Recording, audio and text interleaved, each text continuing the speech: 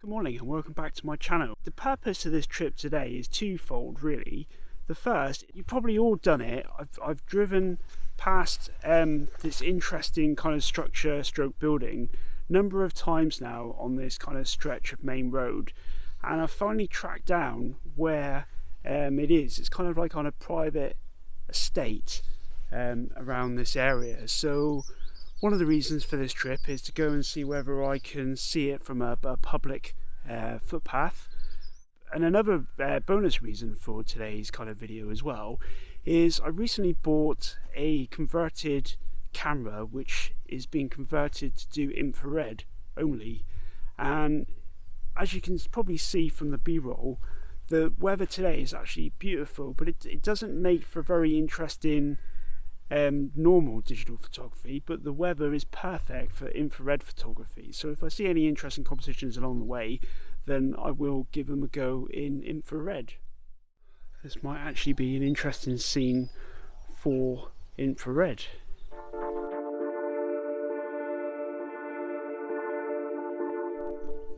I had to backtrack quite quick. These cows were quite interested in what I was doing.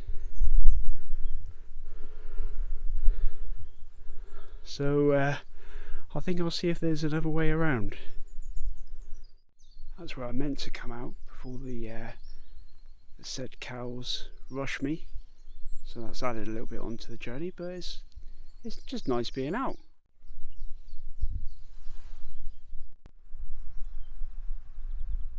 Probably can't see that well, but that's the first sight I've seen of the mystery tower behind me. So I'm going to just take a quick snap at the moment. It's not a great composition, but it's just something, it's probably the best shot I've seen of it so far. Just come along the path a little bit and you can see a little bit more of the interesting building in behind me. I'm going to just take another few more snaps.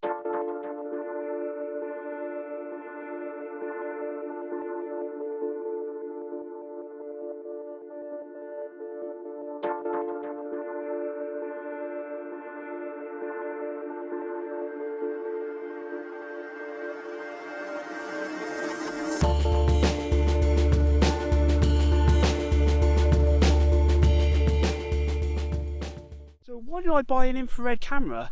Well, I was looking at a filter first, you know, like an R72 filter which you put on the front of your lens, but the problem with that is it cuts down the amount of light entering your camera, so invariably you need to have it on a tripod.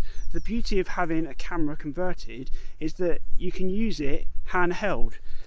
So that was a big appeal for me, because I don't want to have to get the tripod out every time I want to take an infrared shot, and sometimes you might be taking a picture of a subject which is moving, and a tripod and a long exposure shot is just not going to cut it. So having a camera converted, or buying a converted camera which does infrared straight out of the box, is a really good advantage for me. And this one, to be honest, it's got a few issues. The battery door keeps on flipping open, but a little bit of sellotape should sort that out.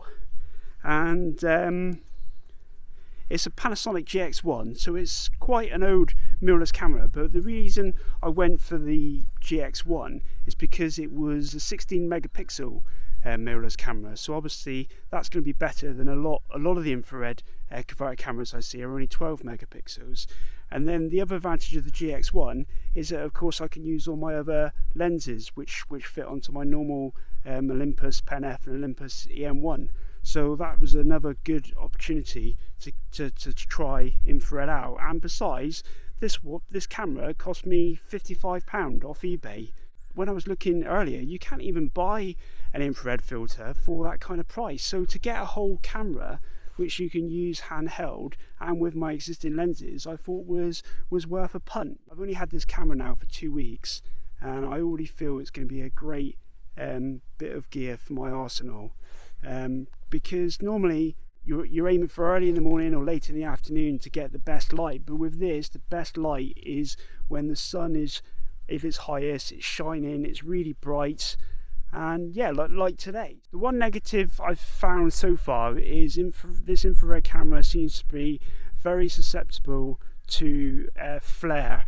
So I've brought the lens hood with me in case I see any of my shots have that kind of effect, because it's really quite ugly as well, the flare that I've seen so far. So I'm going to try and avoid that moving forward. And the other negative is the fact that there is no viewfinder. It's an early small mirrorless camera.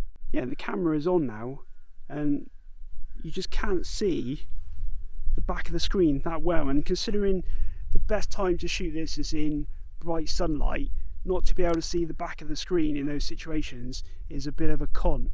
I've just been trying to frame it the best I can at the moment, and then obviously crop it back in post. So to get around that, of course, this camera, you can fit a Panasonic viewfinder to it. They're quite rare, so I'm just going to have to keep an eye out for that or in the usual places and see whether I can get hold of a reasonably priced viewfinder, and that will certainly help with composing my compositions in this kind of light and conditions. So just a bit on infrared photography. So what I've learned so far in my 2 weeks is that it turns anything kind of green white, so you get these really kind of contrasty scenes for monochrome, where there's a lot of grass, for instance. And even though there's not that many leaves on the tree at the moment, when you do start to get more leaves, the leaves reflect infrared light, so they turn white as well in your photographs. And what I've found so far when I've been capturing such images is that it creates a really kind of ethereal and ghostly look, and I really kind of like that look. Monochrome, of course, doesn't work in all scenarios, and it's not great, to be honest, in my opinion, for portraiture. It's just not very flattering at all. It turns people into what look like witches, in my opinion. So yeah, I'm definitely going to stay clear of portraiture in the future, but it does have merit in architectural photography because it kind of enhances the textures, I guess, in the building. And yeah, but it doesn't work in all scenes. Like I was down in Lyme Regis the other day in the Easter holidays, and I tried to take a scene with it was too busy basically, and even though I liked the effect where the clouds were kind of blending into the kind of the trees on the hilltop, it just looks a bit of a mess. I'll put it up now and see what you think, but it's definitely an acquired taste. It's a bit Marmite, I think, infrared, probably a bit like fisheyes lenses, but I'm going to give it a go for £55. Like I said, it's what have I got to lose, really? I've already probably got my money's worth from using it a few times. So it's, like I said, it's just another tool in the arsenal that I can use when the conditions suit. So I hope you like this video. I admit the photos probably aren't the best, but then I've only had this camera and I've only been trying my hand at infrared photography for the last two weeks. So I'll certainly be doing some more videos on infrared photography. If there's anything you want me to try and photograph and you're interested in seeing what it looks like in infrared, then again, let me know in the comments below, and I'll try and accommodate that in my next video.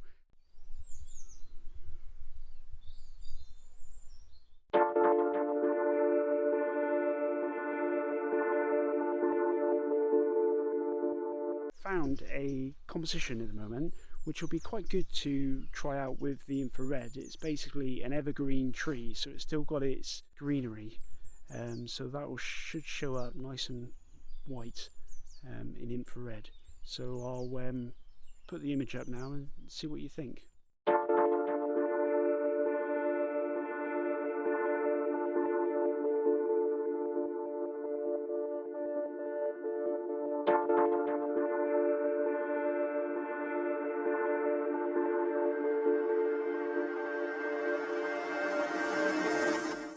Just behind me there, that stile, that takes you into that field, so the shot would have been a lot easier if I saw that first, but oh well. I think I got a good shot there anyway, with the foliage in the foreground is a bit of extra interest in the scene. Hopefully I've cracked the audio in this video. I've tried to crank it up a little bit in the Osmo, and then I've also looked at ways in post that I could use Audacity to normalise the audio and enhance it. So I hope the audio sounds a lot better and clearer in this video. Yeah, so if I see anything in the last few hundred meters before I get back to my car, I'll put it on now. But I hope you really enjoyed that video. It's been nice to explore a new area, so I hope you enjoyed that, and I'll see you next time.